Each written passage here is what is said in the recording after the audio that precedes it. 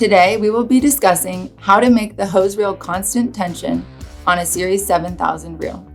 All of our reels, except for our hand crank reels, are designed and assembled with a latching mechanism.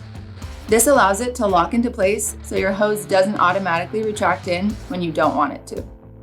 To make the hose reel constant tension, you'll want to disengage and remove the latching mechanism. Begin by removing the bumper from the hose. Next, unlatch the reel and feed the hose through the roller guides to release all the tension. This process should be controlled. Next, locate the set screw at the 11 o'clock position on the inlet. Loosen the set screw and slide the spool about 1/4 to 1/2 inch away from the base.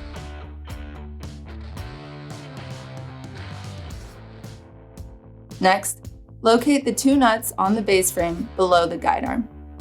Remove both nuts and let the latching mechanism fall away from the reel.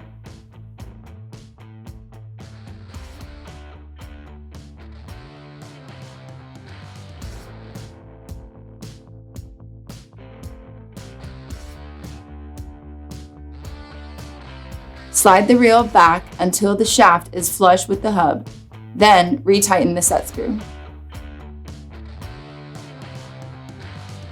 Feed the hose back through the roller guides and reinstall your bumper. Add wraps to the reel until you reach your desired tension. Now you can use your Series 7000 reel in constant tension.